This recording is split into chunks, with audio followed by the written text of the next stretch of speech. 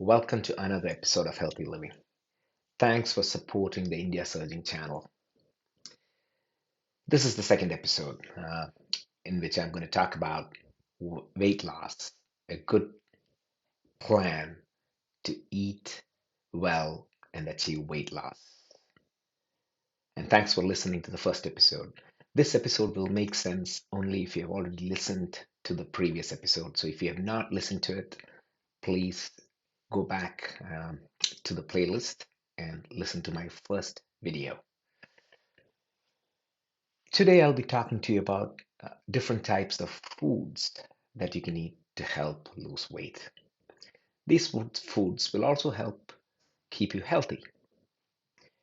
Please also note that what I'll be telling you now does not constitute medical advice. Right, let me introduce you to foods that contain substantial amounts of fiber because this is a superfood, fiber. Fiber is the part of the plant that cannot be really digested by our intestines. And there is soluble and insoluble fiber. Soluble fiber is best for reducing cholesterol and blood glucose. Peas, beans, carrots, oats, etc. are rich in soluble fiber. Insoluble fiber is best for preventing constipation and associated illnesses like diverticulosis.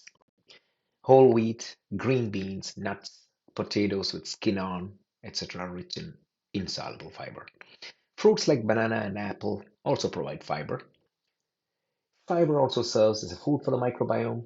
Bacteria in the microbiome of the large intestine feed on fiber and produce short-chain fatty acids, specifically butyrates, which serve as nourishment for the cells lining the large intestine. High fiber intake allows you to stay satiated for longer in between meals, which helps you lose weight. Less snacking, more weight loss. It relieves constipation-related diseases like diverticulosis, like I told you before. Uh, Also, it reduces your chances of developing a cancer of the large intestine called colon cancer. It reduces cholesterol, reduces blood glucose.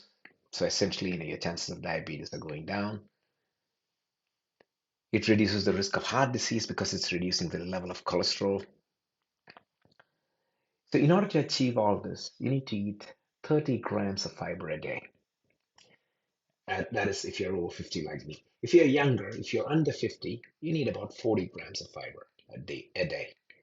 So eat whole grains like whole wheat, brown rice, oats, barley, beans, peas, lentils, nuts. You can have chana, dal, sambar. If you're from the south, you'll understand what sambar is. Paripa, paripa curry, like paripa as we use it in Kerala, which is lentils, lentil curry, which is also called dal in the north. Snack on peanuts, snack on almonds, walnuts, and cashew. Now, getting into the amount of fiber you get from each of these types of foods. So, you get about 10 grams of fiber from 100 grams of raw oats. It's uncooked raw oats. You get about 4.5 grams of fiber from a medium-sized raw apple. You get about 3 grams of fiber from a medium-sized banana. About a cup of cooked lentils. When I say cup, about 250 ml of lentils, which is cooked, gives you about 13 grams of fiber. A similar cup of cooked kidney beans gives you about 12 grams of fiber. Split peas gives you about 16 grams. Chickpeas about 12.5 grams. Now going to almond, 3 tablespoons of almond, if you take as a snack, which will give you about 4 grams of fiber. Then you have chia seeds. Dried chia seeds per ounce gives about 10 grams of fiber. And even if you eat chocolate, if you eat dark chocolate with about 70 to 85% cacao, it has 3 grams of fiber, or about 10 grams of fiber in a 100-gram piece of dark chocolate with more than 70% cacao. For us Indians, though, there are enough curries made with lentils, enough curries made with chickpeas, green beans, etc. We need to make full use of this and get our 30 to 40 grams in daily. So that's with fiber. Now let's get into fats and proteins. When we hear the word fat, we get suspicious. So if you want to reduce fat, if you want to shed weight, why do you want to take fat? But this is where we are making a grave mistake. It is glucose and fructose that leads to fat deposition and weight gain. Glucose does not allow insulin levels to go down sufficiently to allow fat release into the blood for use in energy production. You can eat fat without gaining weight if you don't take too much carbohydrate. So eggs are a good option if you're a non-vegetarian. Eat 2 eggs a day in the morning or with your first meal. You can eat them hard-boiled, poached, sunny side up, or as an omelet. That'll keep you satiated for a long time compared to a carb-heavy first meal. Meats are a good option too. Go for white meat like chicken. Reduce your red meat consumption to once or twice a month. And that's because of a potential carcinogenic effect. It's again very low, but still there is a risk. And it's best to reduce red meat consumption to once or twice a month. Eat fish 3 to 4 times a week if possible. Oily fish rich in omega-3 fatty acids are what you need for your health. And for this, you can have sardines, you can have tuna, you can have salmons, you can have mackerel. They're all rich in omega-3. You should also eat vegetables with fat, like avocado. The aim should be to eat less saturated fat and more unsaturated fat. Saturated fat, think of saturated fat like thick fat. It basically clogs the arteries. They bind to the inside of your arteries and basically make them less pliable, um, or less compliant. And unsaturated fats are good. So you get saturated fats in red meats and dairy products like butter, cheese, etc. But it's been proven recently from research that taking full fat dairy is not bad, not as bad as it's made out to be. So as long as it's within moderate, reasonable proportions. And take unsaturated fat. You are going to get unsaturated fat from even your olive oil, which is used in cooking. Eat avocado, like I said before. So if you're a vegetarian, I mean, I'm going on a tangent here, but if you're a vegetarian, you need to take vitamin B12 supplements because there are no good sources among vegetables for this critical vitamin. The other option is to eat foods fortified with vitamin B12, like cereals or yogurt fortified with B12. Ideally, about 30% of your food should be fat. For a male, the aim should be to take about 80 grams of fat, and for a female, this will be about 70 grams. This is assuming that for a male, it's about a 2,500 calorie daily requirement, and for a female, it's about a 2,000 calorie daily diet requirement. And fat content of foods. Now let's get into that. So extra virgin olive oil, which is the oil you should use for cooking if you're aiming for weight loss and healthy living, contains 14 grams of fat per tablespoon. If you consider chicken, 100 grams of raw chicken, uncooked, is about 14 grams of fat. Now coming to cooked egg, large boiled egg is about 5 grams. A large boiled egg weighs about 50 grams, and about 5 grams, a tenth of that is fat. If you're eating sardines, and if you're having raw sardines in saline or canned, 100 grams gives you about 10 grams of fat. And dry roasted peanuts, 100 grams gives you about 50 grams of fat. Fats are needed to make essential fatty acids which your body needs. Fats are also needed to absorb vitamins like vitamin A, vitamin D, and vitamin E. So reduce the saturated fat that you take, like that in meat, palm oil, coconut oil, etc., and take unsaturated fat, like the fat that you get from nuts, fish, avocado, and olive oil. Dairy products like cheese and butter, though those sources of saturated fat, have however been found to be good for health when taken in moderation. The other type of food I want to talk about is protein. We need protein to build muscle. If you do not take sufficient protein, you're going to lose your muscle. You tend, especially when you're getting older, over 40s, over 50s, over 60s. You need to take more and more protein. Normally, the dietary advice is 1.2 grams of protein per kilogram of body weight, but I would say take 1.5 grams per kilogram body weight. If you're building for endurance or something like that, I mean, if you're building your body, you may have to take more than 2 grams per kilogram body weight. But let's consider a person who's like 50 years old, who does not want to be frail when you hit old age.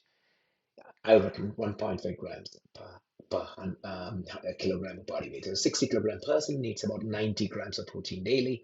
And this can be from meat products, which usually give about 26 grams of protein per 100 grams cooked. A large egg gives about 6 grams of protein. It's a 50-gram hard-boiled egg, for instance, gives about 6 grams of protein. The peas, beans, and other vegetable sources of protein give only about 9 to 14 grams of protein per 100 grams cooked. However, they provide a lot of fiber. So that's the benefit of taking peas, beans, and other legumes, because you're getting your fat and your protein and your fiber from the same source. Now, soybeans are great for protein. They give about 18 grams of protein per 100 grams cooked. If you're a vegetarian or a vegan, so soybeans should be your go-to source for protein. And tofu also contains protein because it's made from soy. It's a good source of protein. Now, coming back to weight loss, cut down on simple sugars. So dispose off those cookies, biscuits, sweets, jalebi, laddu, Mysore pak, etc. Bin them. Get peanuts, almonds, cashew, walnuts, and whatnot. Start your day with 2 eggs. Eat lots of lentils, peas, and beans. Take oily fish and chicken as your regular non-vegetarian source for protein and fat. Take red meat once or twice a month.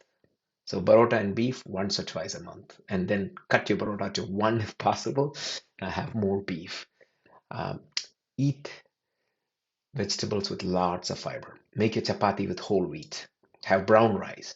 Have breads with a lot of fiber. Ideally, fiber in 1:4 proportion with carbohydrate. So if you can get a bread with 8 grams of fiber and 30 grams carbs, it's great. It's tough to get that. I mean, there are breads which give up to 9 grams of fiber for like 30 grams of carbs.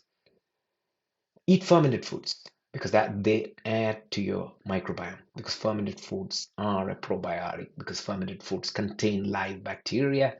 So take yogurt, the live cultures, take kefir, take idli, our own idli from South India, from Kerala, Tamil Nadu, and the rest of South India. Idli is fermented. So it's a superfood. Eat appam if you're from Kerala. Appam is fermented with yeast. If you're using a kalapam, there's probably less source of bacteria in there for yeast. But if you're using yeast, it's great.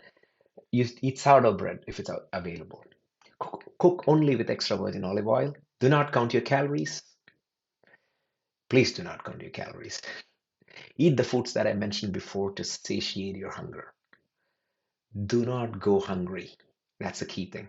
Eat all your meals within 12 hours. If you want to lose weight fast, eat within 8 hours for a month. And after that, you can, cut down. You can eat within 10 hours and then slowly eat within 12 hours and then keep that as your lifestyle for the rest of your life.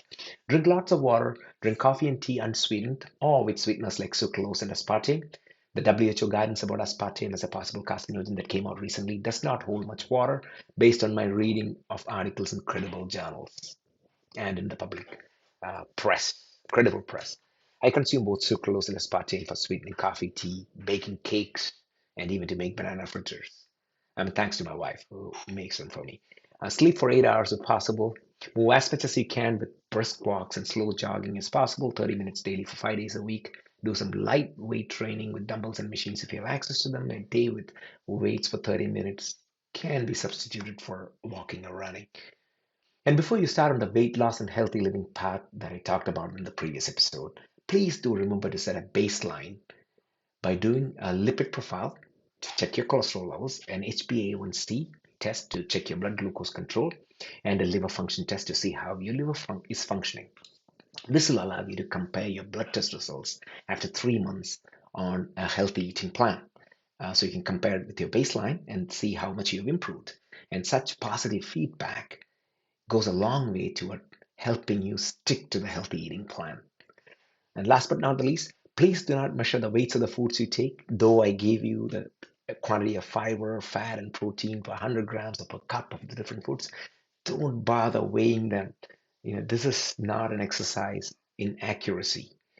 Just eyeball them to make sure they're somewhere close to the portions I mentioned in keeping with your daily requirement. When eating things like chapatis, err on the side of moderation. Try to limit yourself to 2 chapatis at a time, 2 slices of wholemeal or sourdough bread, 5 small idlis. If they're larger idlis, maybe 3. Half of a naan or barota, because these are very high fat, and it's probably made with dairy, which is saturated fat. So limit yourself to half of a naan or a barota or even a batura. Maybe have one barota if this is a small barota.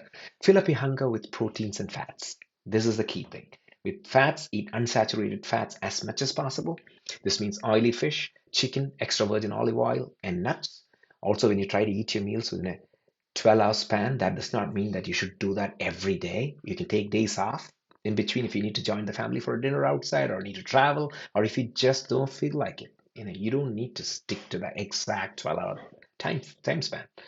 Some days it can be 13 hours, some days it can be 11.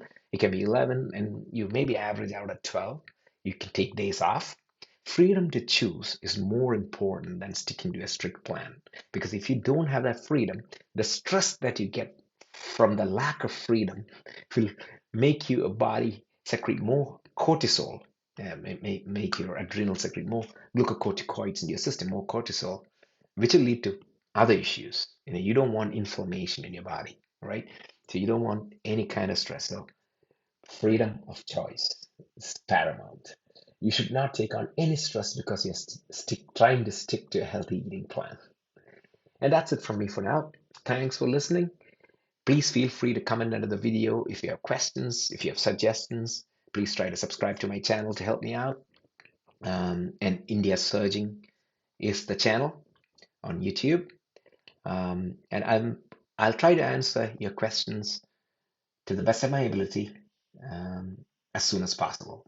Yep. So thank you very much and bye now.